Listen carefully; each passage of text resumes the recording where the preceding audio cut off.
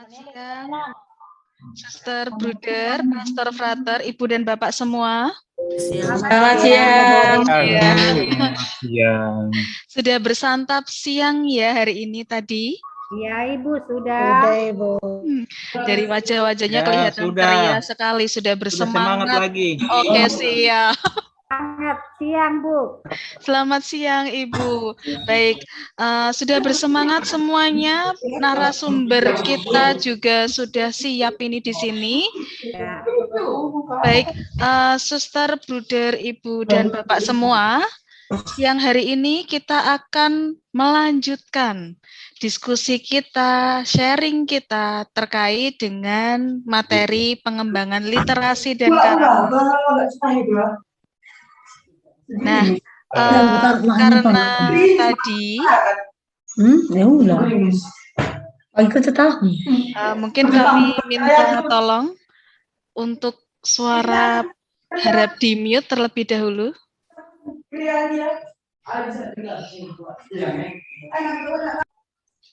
Ya, baik. Bruder, Suster, Ibu, dan Bapak tadi di sesi yang pertama sudah kita tutup dengan doa.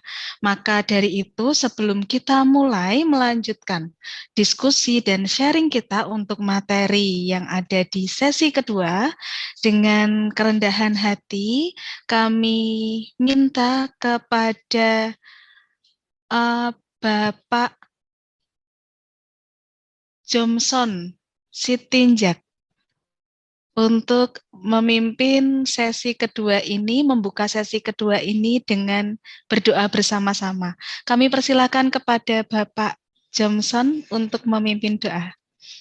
Bapak Ibu, sebelum kita mulai kegiatan kita, mari kita berdoa.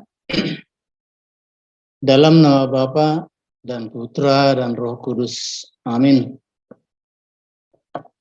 Terima kasih ya Tuhan atas segala penyertaan-Mu sepanjang hari ini. Kami bersyukur atas anugerah yang boleh kami alami hingga saat ini. Pada saat ini ya Tuhan, kami akan melanjutkan pertemuan kami. Bimbinglah kami agar dapat berjalan dengan baik. Terpuji dan termulialah nama-Mu ya Tuhan, kini dan sepanjang segala masa. Amin. Amin. Dalam nama Bapa dan Putra dan Roh Kudus. Amin. Amin. Terima kasih kepada Bapak Johnson yang telah bersedia untuk memimpin doa pembuka pada sesi kedua ini. Baik, Suster, Bruder, Pastor, Frater, Ibu, dan Bapak, sekalian yang sudah hadir di sini, saya ucapkan terima kasih sudah hadir. Ya, semoga makanan siang tadi bisa menambah energi kita, semangat kita untuk melanjutkan materi kedua pada siang hari ini. Untuk itu, kami persilakan kepada narasumber kita, Mas Hendy, untuk membawakan materi pengembangan literasi dan karakter. Waktu dan tempat kami persilakan kepada Mas Hendy. Sudah siap, Mas? Siap. Baik, silakan Mas Hendy. Ya, terima kasih Bu Rina. Selamat siang, Bruder, Suster, Bapak, Ibu, Saudara-saudari, Frater, Pastor. Selamat siang.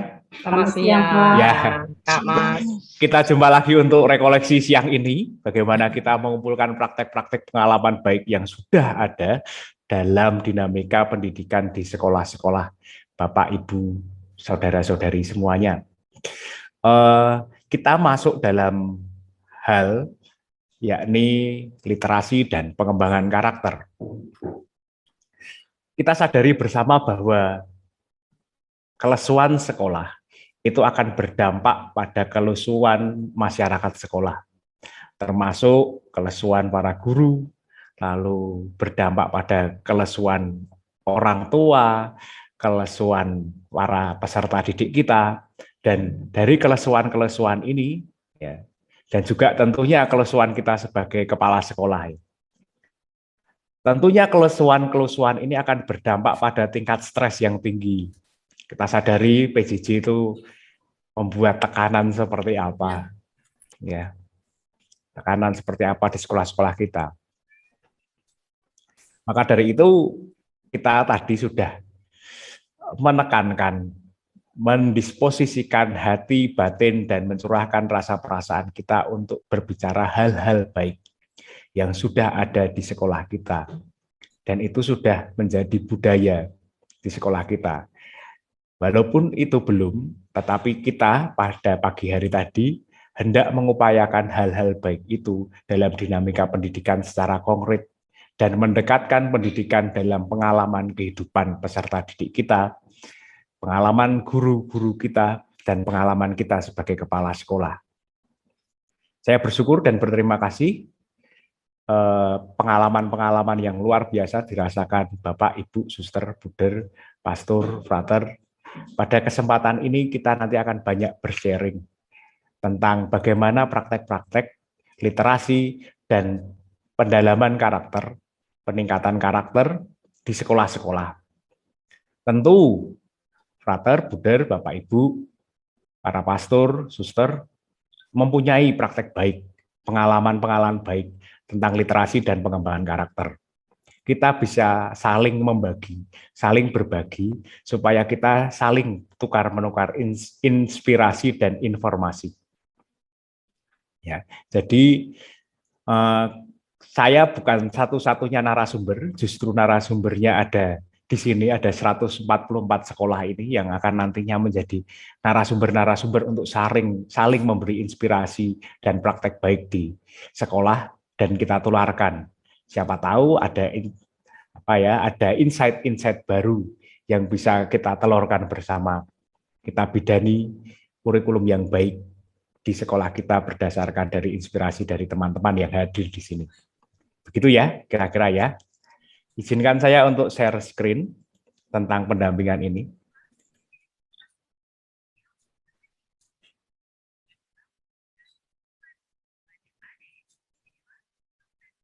Apakah sudah tampak? Sudah, Mas, sudah. Sudah, Mas. Ya.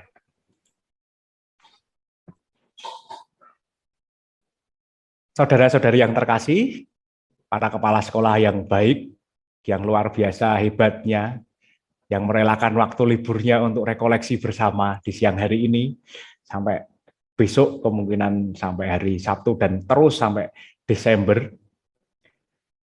Saat ini kita akan bicara soal literasi dan penguatan karakter.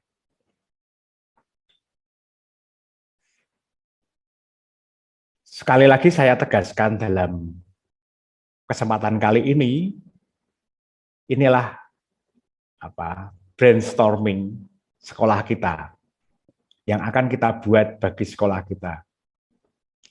Kita saling membuka diri, membuka cakrawala kita berefleksi, mengubah atau membongkar mindset kita bahwa keutuhan dari nilai-nilai inti, lalu kurikulum, desain instruksional, evaluasi, dan profil kepemimpinan kita sebagai kepala sekolah ada di pendekatan budaya, lalu kita membentuk budaya sekolah.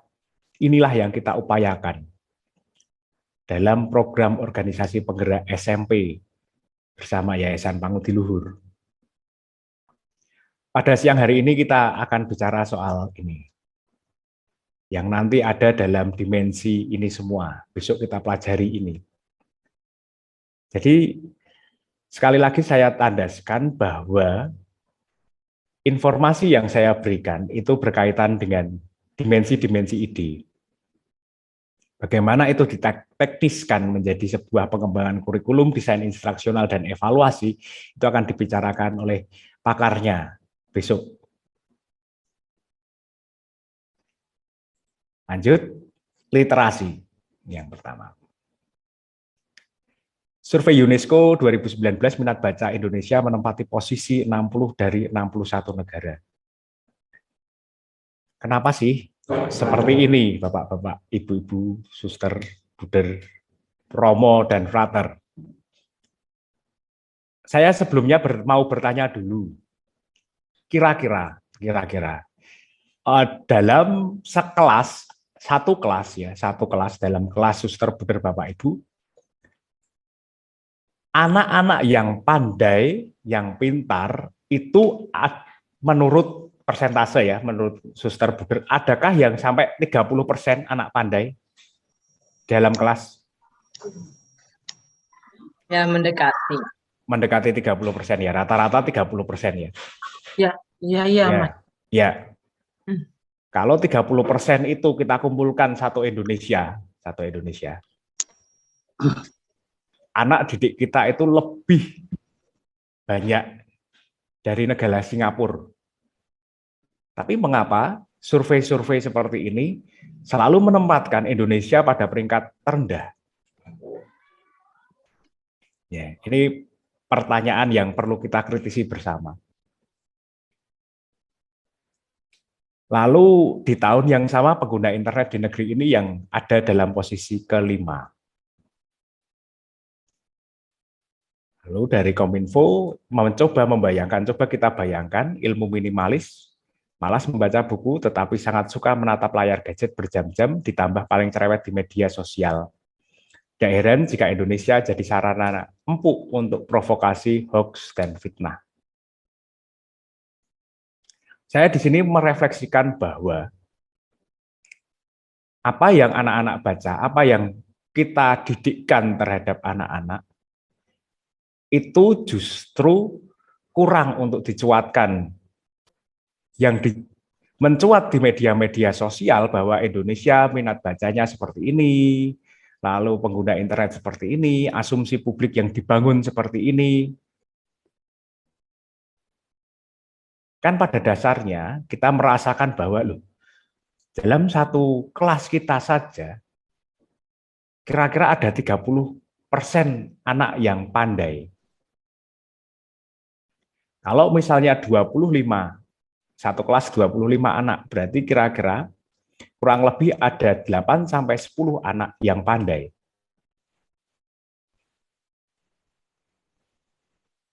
Ayo kita mulai adil dalam membaca tanda-tanda ini.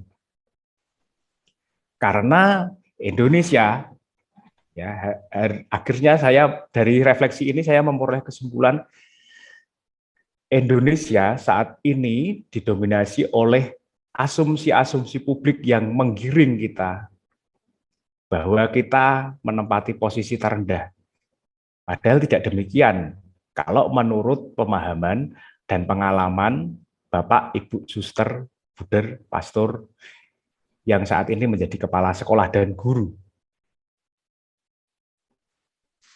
Maka beranilah saat ini untuk semakin banyak merefleksikan kehadiran para peserta didik kita dan guru-guru kita, supaya banyak orang yang tahu bahwa kita mempunyai pengalaman-pengalaman yang positif.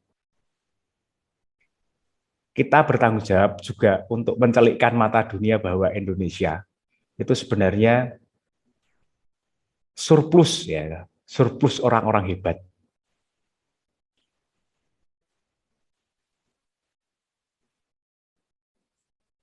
Oke.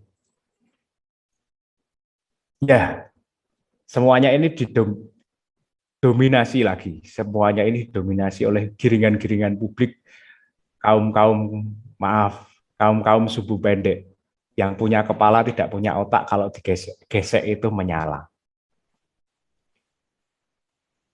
Lalu dalam UU Sisdiknas, arti pendidikan kita lagi diulangi adalah usaha sadar dan terencana untuk mewujudkan suasana belajar dan proses pembelajaran agar peserta didik secara aktif mengembangkan potensi dirinya untuk memiliki kekuatan spiritual keagamaan, pengendalian diri, kepribadian, kecerdasan, akhlak mulia, serta keterampilan yang diperlukan dirinya, masyarakat, bangsa, dan negara.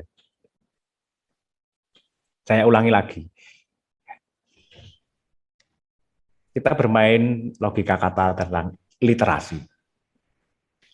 Literasi berasal dari bahasa Latin literatus, yang artinya pada dasarnya terpelajar. Literat, orang yang terpelajar, yang melek huruf, bisa membaca dan memetakan kondisi. Dalam arti tertentu, kita bisa menerjemahkan sebagai orang yang sedang dan sudah belajar. Secara sederhana, literasi adalah sebuah istilah umum yang merujuk pada kemampuan serta keterampilan seseorang untuk membaca, menulis, berbicara, berhitung, dan juga memecahkan masalah yang ada di dalam kehidupan sehari-hari. Jadi muara dari literasi adalah memecahkan masalah. Peserta didik kita, termasuk guru-guru kita, diajak setelah membaca, mengumpulkan banyak informasi, kita bisa merefleksikan sesuatu, dan akhirnya memecahkan masalah. Atau kita dipanggil untuk mengatasi masalah, bukan menjadi bagian dalam masalah tersebut.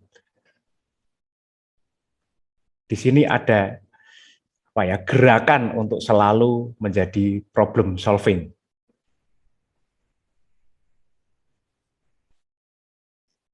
Tetapi betapa miskin arti literasi jika hanya dipahami sebagai keterampilan membaca aksara dan menulis, berbicara dan menghitung atau memecahkan masalah. Maka dari itu kita memperluas atau mendiseminasikan model peningkatan pendidik dan tenaga kependidikan yang terbukti memiliki dampak terhadap peningkatan proses dan hasil belajar peserta didik dalam skala yang lebih besar. Pertanyaan tadi, gugatan tadi yang saya sampaikan itu adalah proses untuk memperluas dan mendiseminasikan bahwa kita punya model kompetensi pendidik dan tenaga kependidikan dimanapun karya kerasulan kita berada. Dan tentunya ini sudah berdampak. Maka dari itu tidak ada salahnya dalam kesempatan ini kita mengumpulkan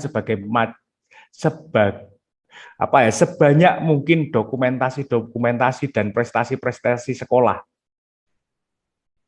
agar kita semakin percaya diri bahwa sekolah kita adalah sekolah yang unggul.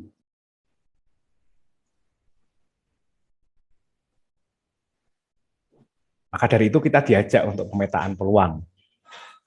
Dari sekian banyak definisi tentang literasi, para tokoh yang dapat didefinisikan dan lalu lebih menarik dari UNESCO, yakni seperangkat keterampilan yang nyata. Ini kata-kata UNESCO mengatakan bahwa literasi itu adalah perangkat keterampilan yang nyata, terutama pada keterampilan di dalam membaca dan juga menulis yang terlepas dari konteks yang dimana keterampilan itu didapatkan, juga siapa yang telah memperolehnya. Menurut UNESCO, pemahaman seseorang mengenai literasi akan dipengaruhi oleh kompetensi di bidang akademik, konteks nasional institusi, nilai-nilai budaya, serta pengalaman. Maka tidak heran pengalaman-pengalaman kita sebagai bangsa yang literat di masing-masing lokal maupun regional itu berbeda-beda. Karena pemerataan pendidikan juga kita sadari seperti apa masalahnya. Lalu kemampuan literasi menurut PISA diartikan sebagai kapasitas murid untuk memahami, menggunakan, mengevaluasi, merenungkan, memaknai teks untuk dicapai tujuan mengembangkan pengetahuan dan potensi, serta berpartisipasi di dalam masyarakat. Dalam PISA ini kan ada high order thinking skill. Maka dari itu minggu depan para waka kita, wakil kepala sekolah kita akan diajari oleh ahlinya langsung dari Universitas Sanata Dharma untuk membuat soal-soal PISA ini. Jadi ini bisa ditularkan. Itu pengalaman besok diklat Wakasek besok minggu depan.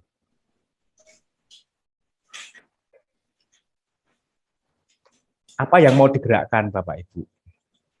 Yang pertama adalah cara pandang tentang pembelajaran. Sekolah bukan tempat pendidikan yang dengan segudang buku pelajaran, seolah-olah sudah punya perpustakaan gitu. Itu sudah ayem, sudah tenang. Tetapi apakah Buder, Suster, Bapak Ibu, Frater, Romo sebagai kepala sekolah pernah mensurvei siapa saja orang yang peserta didik kita datang ke perpustakaan kita dan buku-buku apa saja yang dibaca. Ini pengalaman saya ketika SMP. Ketika SMP itu bukunya banyak sekali. Saya itu kalau sekolah itu pasti pakai tas ransel punggung seperti orang naik gunung itu, ditambah tas tenceng kecil. 1 jam satu hari itu ada 8 mata pelajaran. Nah, satu mata pelajaran ada 4 buku. Dan itu sangat berat.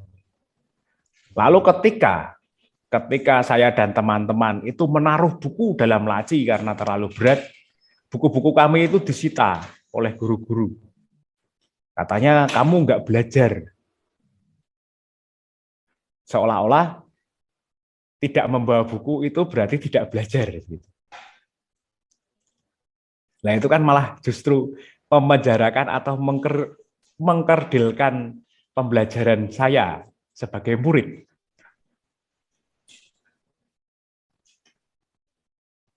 Lalu kita diajak untuk literasi ini, bagaimana cara dan strategi belajar. Sekolah merupakan wadah untuk bersenang-senang. Penentuan pola belajar siswa merupakan peristiwa yang menggembirakan, perlu ditanamkan menjadi budaya sekolah. Maka kepala sekolah, guru, dan tenaga kependidikan mestinya mampu mengaplikasikan metode-metode yang kreatif. Maka dari itu guru, salah satu sasaran dari guru adalah guru yang asik untuk mengembangkan kepenuhan kemanusiawian peserta didik.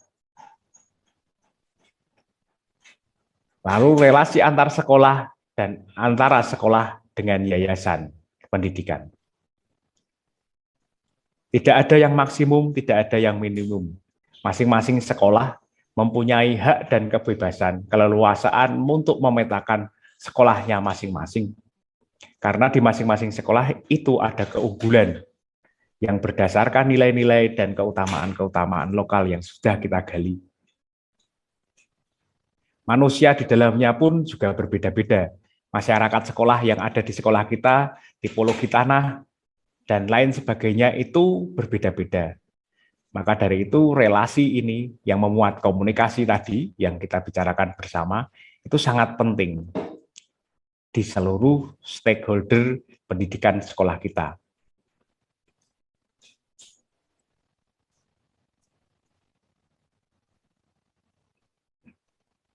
Ya, lalu kemarin ketika pertemuan dengan para pengurus yayasan kita menyampaikan ini dan seluruh ketua yayasan dan pengurus yayasan yang ada di dalam webinar tersebut setuju dan sangat mendukung kemerdekaan Bapak, Ibu, Suster, Buder, Pastor, Frater untuk mengoptimalkan sekolah kita masing-masing berdasarkan penggalian-penggalian yang selama ini mungkin berdebu dan mungkin juga termakan rayap. Dan para kepala yayasan, ketua-ketua yayasan dan pengurus itu sangat apresiatif terhadap seluruhnya proses pembentukan diri dan pemetaan sekolah kita. Maka dari itu, inilah saatnya mewujudkan kemerdekaan kita sebagai kepala sekolah menentukan arah dan tujuan pendidikan kita.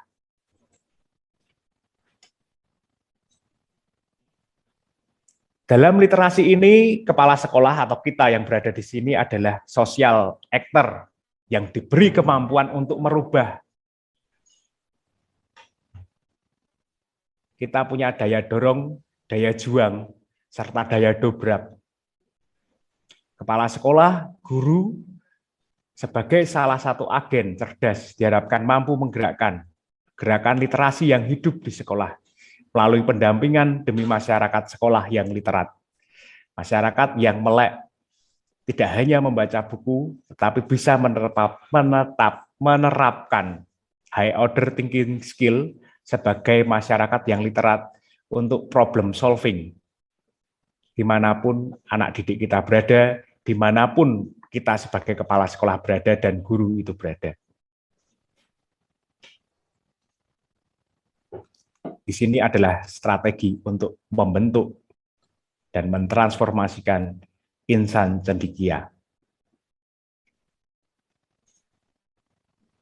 Tujuan masyarakat yang literat itu adalah meningkatkan kemampuan literasi, numerasi, dan pembentukan karakter siswa, sehingga mampu berpikir kritis dan berkarakter Pancasila. Nanti kita akan bicara juga soal pendampingan karakter Pancasila.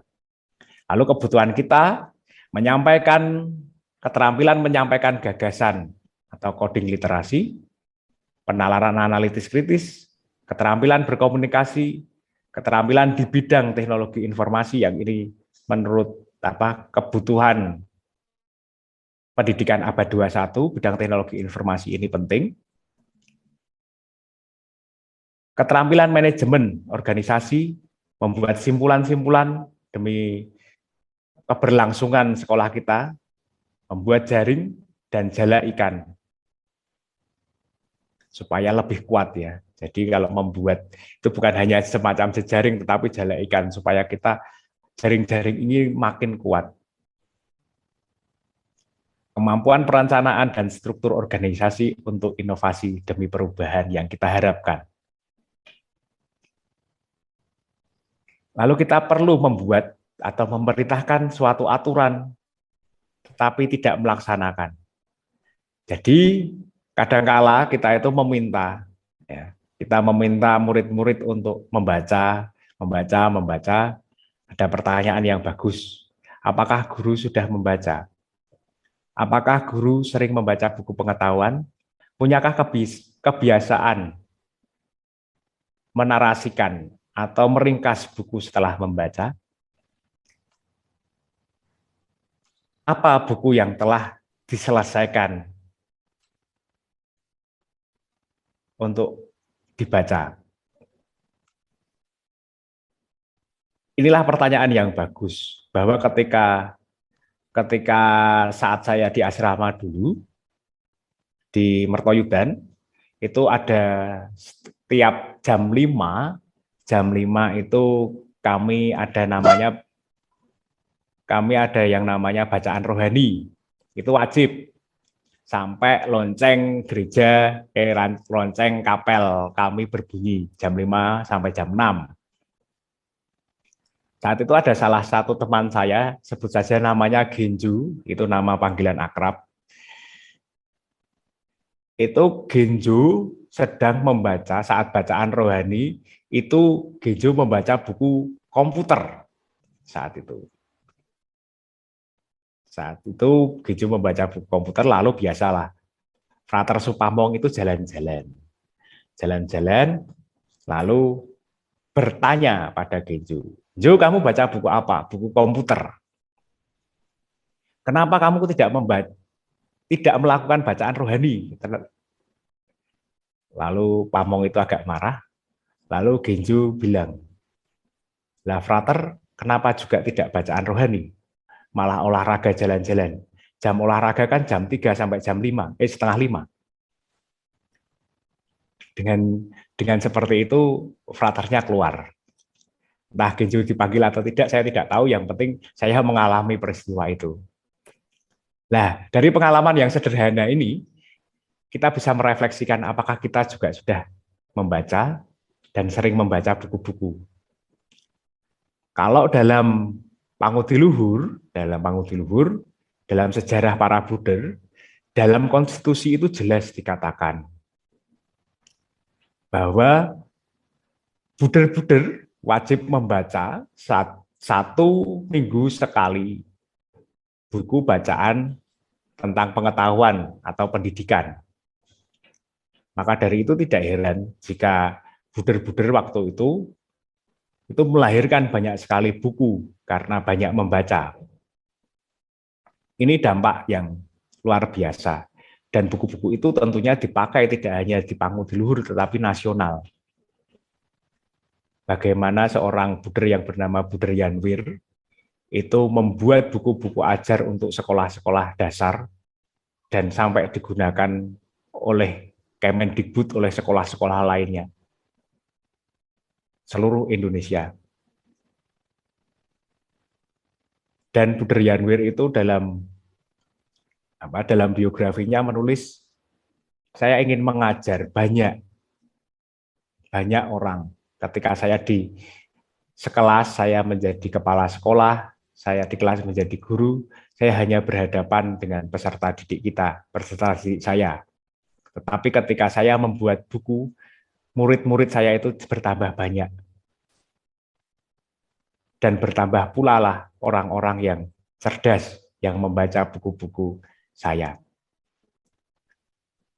Itu yang luar biasa. Kenapa kok kita perlu membaca dan kalau akhirnya nanti diberi kesempatan membuat buku.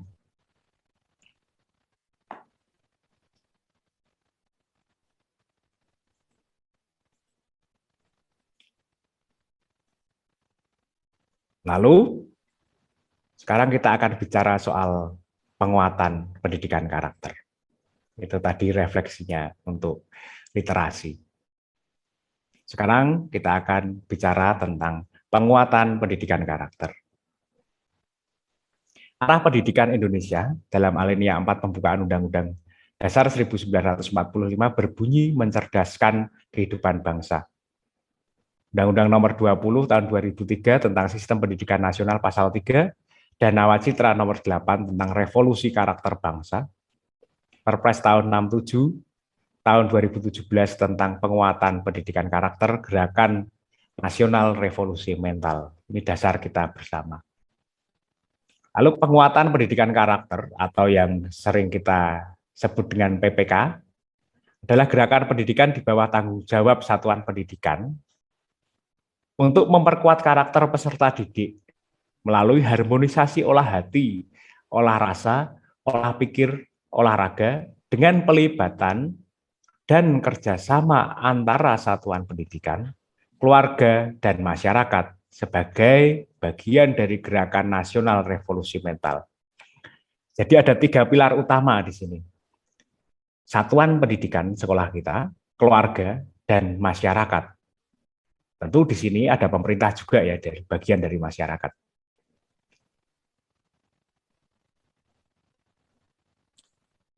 Bapak, Ibu, Buder, Suster, di sini ada degradasi keprihatinan kita bersama, ada degradasi mental ya. Kita tidak bisa memungkiri adanya tindakan-tindakan kriminalitas seperti ini. Yang ini dilakukan sebagian besar oleh anak-anak muda.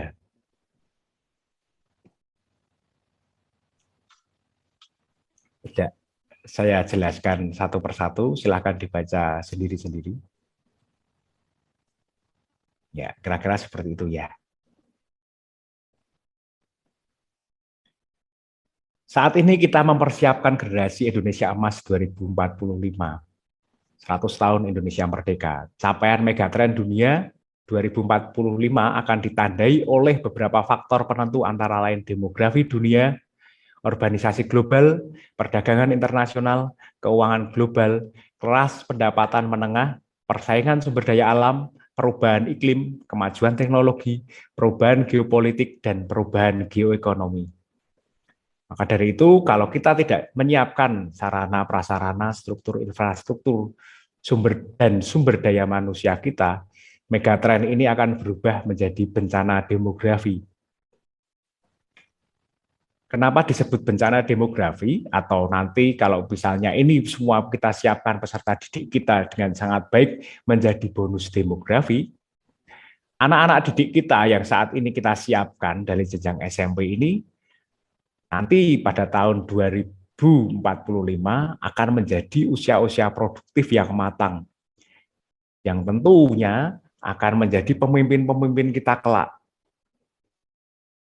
Oleh karena itu, tanggung jawab moral, spiritual, dan mental pendidikan kita berasalkan dari diri kita saat ini.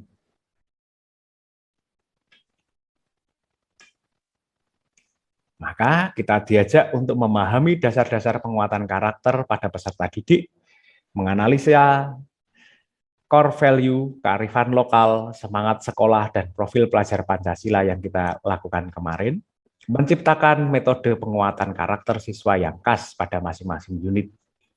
Sekali lagi di masing-masing unit. Jadi masing-masing dari sekolah kita itu mempunyai keunggulan. Marilah pada kesempatan ini nanti kita sharing bagaimana keadaan masyarakat di sekitar kita, sekolah kita, lalu bagaimana keadaan peserta didik kita, termasuk juga stakeholder, yayasan, masyarakat, pemerintah, lalu terobosan-terobosan apa di masing-masing unit yang dapat kita bagikan bersama. Lalu capaian kita memahami pentingnya pendidikan karakter bagi peserta didik, mengintegrasikan core values yayasan atau sekolah, budaya sekolah, dan profil pelajar Pancasila, mensinkronisasi kegiatan intrakurikuler, kokurikuler, ekstrakurikuler, dan non-kurikuler dengan nilai-nilai pendidikan karakter, menentukan praktik tentang perwujudan rancangan atau rancangan pendidikan karakter sesuai dengan kekasan sekolah, merevitalisasi kesadaran penghayatan nilai-nilai keutamaan bagi kepala sekolah, guru, tenaga pendidikan, sehingga menjadi keteladanan bagi peserta didik, memastikan keterlibatan orang tua dan lingkungan masyarakat dalam penguatan karakter peserta didik. Dan ini sangat luar biasa, tugas mulia kita yang akan kita emban di sini.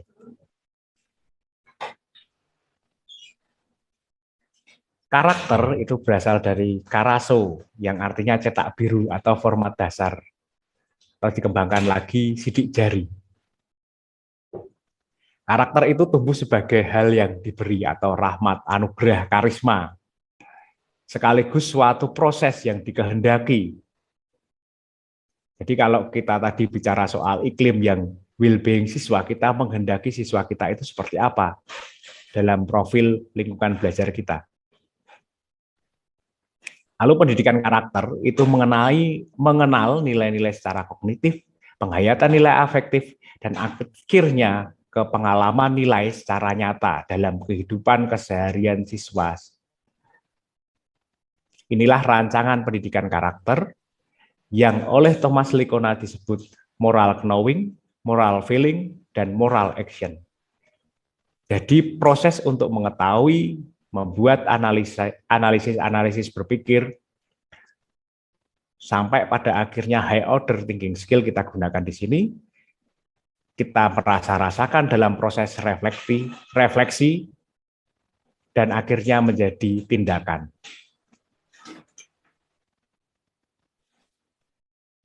Cerdas berkarakter itu seperti apa? Nah, tadi yang dikatakan, olah hati. Individu memiliki kerohanian yang mendalam, beriman dan bertakwa. Olah pikir dalam literasi, individu memiliki keunggulan akademis sebagai hasil pembelajaran dan pembelajaran sepanjang hayat, jadi pembelajar sepanjang hayat. Lalu olah rasa, estetik, jadi punya kemampuan estetika. Individu memiliki integritas moral, rasa, berkesenian, dan berkebudayaan, dan kinestetik. Nanti kita yang mempunyai multiple intelligence bisa kita bagikan. Sekolah-sekolah yang sudah menerapkan multiple intelligence untuk ini bisa kita bagikan bersama supaya saling memberi inspirasi.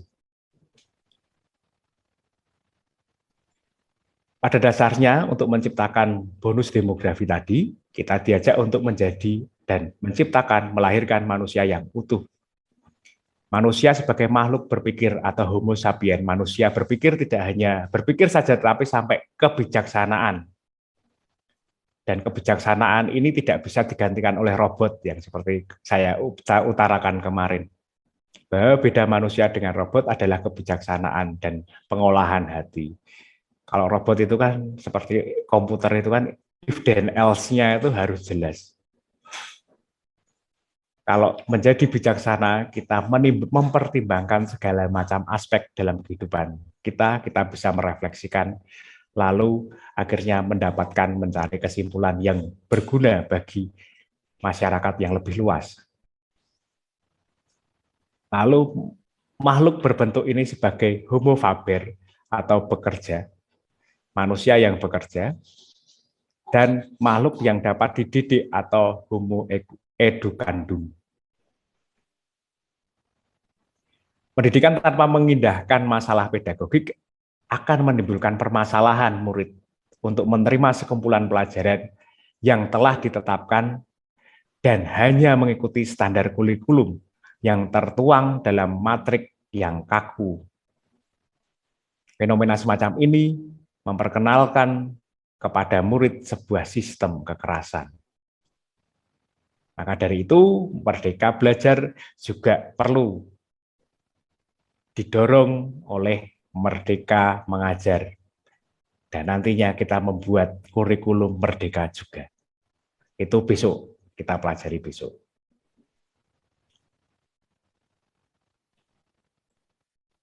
Pendidikan yang memerdekakan itu seperti apa? Kegagalan dalam menerapkan dasar-dasar atau fundamental konsep pedagogik dalam proses pendidikan telah menimbulkan reaksi-reaksi negatif di kalangan pelajar dalam merespon konsep dan proses pendidikan itu sendiri.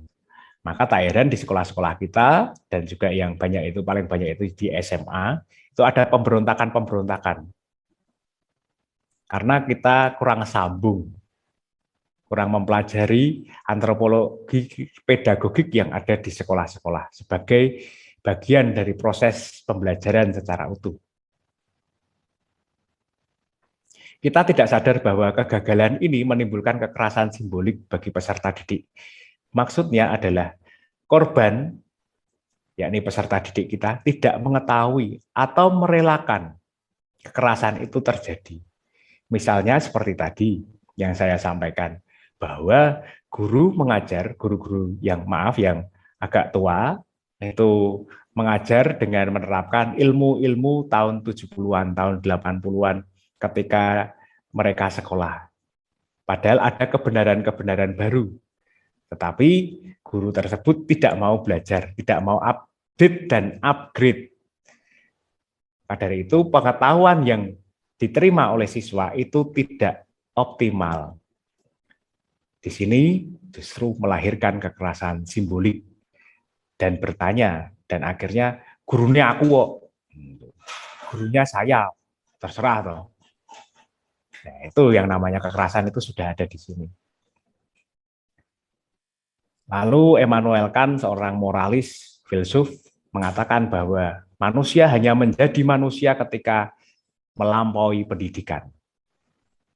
Jadi pendidikan yang kita lakukan secara merdeka ini adalah proses untuk memanusiawikan manusia. Inilah panggilan kita sebagai pendidik dan tenaga kependidikan. Lalu siswa harus memiliki jiwa merdeka dalam arti merdeka lahir batin serta tenaganya, dan sekolah-sekolah menjadi tempat untuk ajang bersenang-senang. Tidak heran saat itu Darwarto kemarin 2 hari yang lalu mengutarakan bahwa buatlah keramaian di sekolah menjadi ajang suatu ekspresi. Masing-masing pribadi bebas secara merdeka mengekspresikan jiwanya. Inilah sekolah yang sejati. Lalu guru paham benar kedirian peserta didik. Jadi diharapkan tidak ada murid yang minder. Toh ya kurang adil juga kalau kita mempunyai, terutama Buder, Suster, Romo, Frater, itu mempunyai sarana dan prasarana waktu untuk mengenal diri lebih dalam retret, who am I, itu, mengenali, mencintai diri, sehingga keminderan-keminderan rendah diri itu bisa tertepis. Inilah saatnya membuat formasi pendidikan bagi peserta didik kita. Merdeka berarti berdiri sendiri, tidak bergantung pada orang lain, dan tidak dapat mengatur dirinya sendiri. Yang dikatakan bebas bertanggung jawab, bebas itu juga mengandung tanggung jawab moral. Demikian juga bertanggung jawab mengandung kebebasan moral. Di sini, berdiri sendiri tidak tergantung pada orang lain dan dapat mengatur dirinya sendiri. Ini mungkin perlu kita refleksikan supaya tadi tidak kebablasan. Koridor-koridornya harus jelas tentang kemanusiaan dan tidak merugikan banyak orang.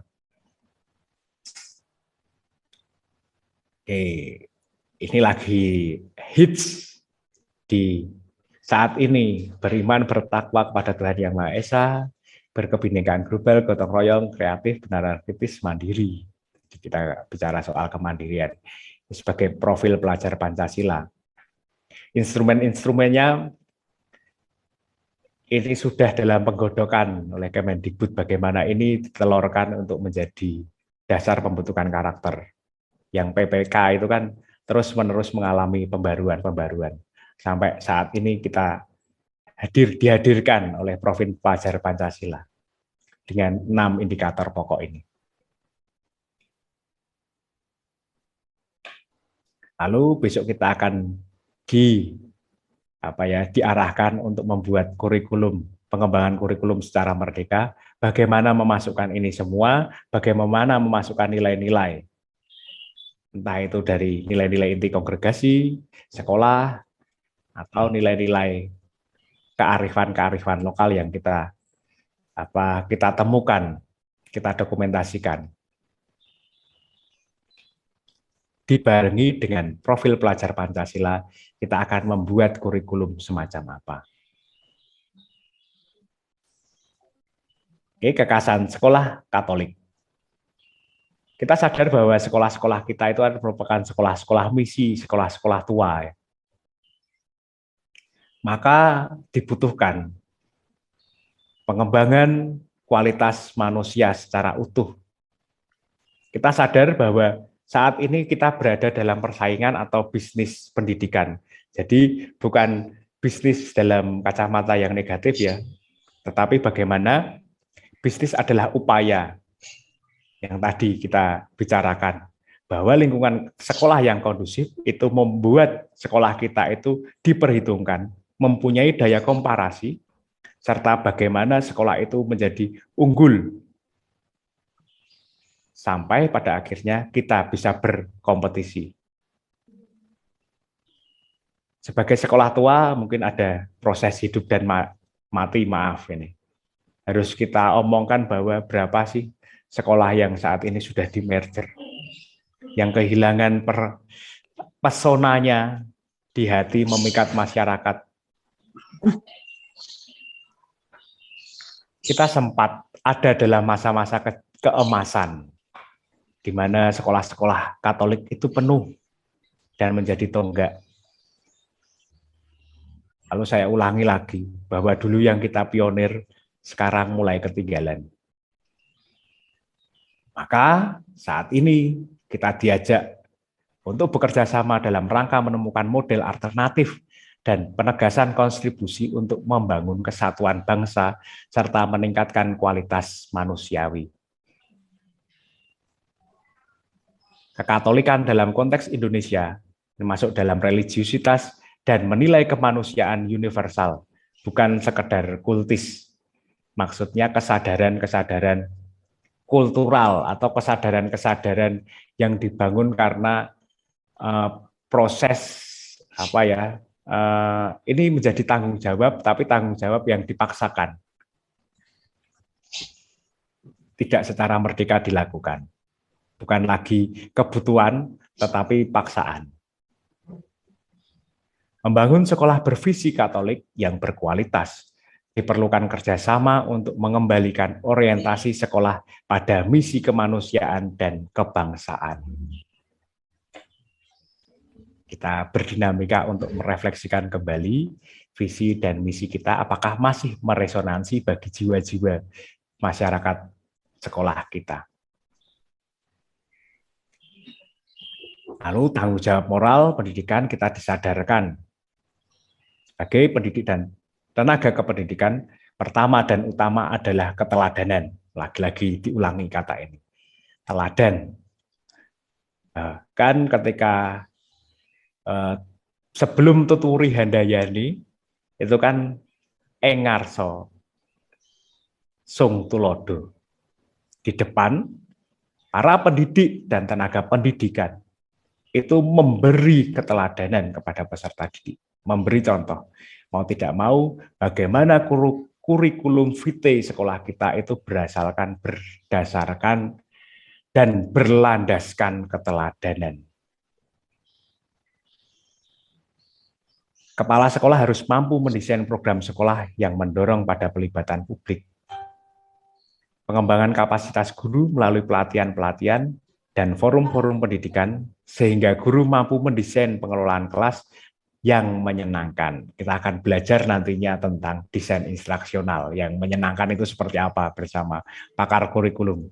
Saat ini saya tidak berani untuk menjelaskan karena disiplin ilmu saya belum menjangkau itu. Lalu kurikulum semacam apa yang akan kita hasilkan? Tadi yang berdasarkan core value tadi ada literasi dan karakter. Lalu besok kita akan membuat dan mengembangkan kurikulum secara mandiri. Bagaimana kita mengintegrasikan seluruh dimensi-dimensi tadi dalam pola materi kita pada POP SMP YPL ini adalah kesinambungan antara intrakurikuler, ekstrakurikuler, kokurikuler, dan non-kurikuler. Maka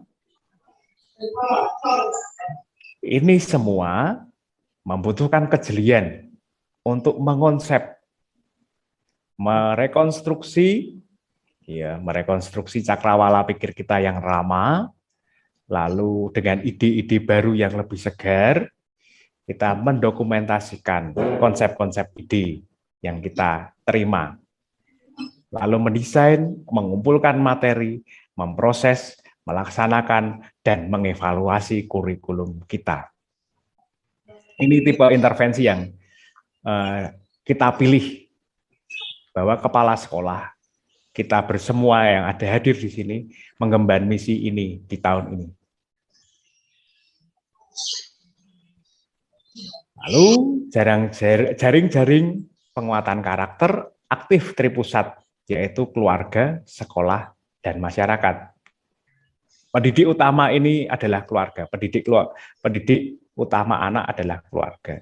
Sekolah mendapat amanah untuk meneruskan tanggung jawab keluarga ini. Kita dipercaya untuk meneruskan tanggung jawab pendidikan anak. Lalu bagaimana kita juga bersosialisasi dan berkonsolidasi dengan masyarakat untuk berjejaring penguatan karakter. Nanti secara teknis akan dijelaskan oleh ahlinya kurikulum. Lalu di keluarga adalah sekolah pertama. Maka dari itu, bagaimana sekolah ini juga sambung. Sekolah kita sambung dengan sekolah pertama anak peserta di keluarga. Tutup dingin kali. Tadi saya sudah bicara bagaimana tips dan trik melibatkan keluarga di sekolah atau sekolah melibatkan keluarga. Tempo lalu Bu Darwarto juga bagaimana sekolah juga berdinamika bersama dengan keluarga. Pasti sekolah-sekolah kita punya tips dan trik khusus. Nanti kita bicarakan dan kita sharingkan bersama. Proses pelibatan ini merupakan komunikasi dialogis yang intens, yang tidak putus antar orang tua, keluarga, teman, lingkungan, dengan anak. Sebagai penutup, Nadiem Anwar Makarim mengutarakan ketika program organisasi penggerak ini diluncurkan, bagaimana program organisasi penggerak ini melahirkan insan-insan penggerak yang banyak tanya, banyak coba, dan banyak karya. Terima kasih atas waktu yang telah diberikan kepada saya untuk kita berdinamika bersama merefleksikan apa yang terjadi di sekolah kita di bagian literasi dan penguatan karakter. Waktu dan tempat saya berikan kepada Bu Rina, kita lebih baik banyak diskusi, banyak sharing, dan masing-masing sekolah tentunya punya keunggulan, bagaimana kita menampakkan keunggulan itu dalam waktu sekarang supaya bisa menjadi inspirasi bagi sekolah-sekolah yang lain. Terima kasih. Waktu saya kembalikan kepada Bu Rina.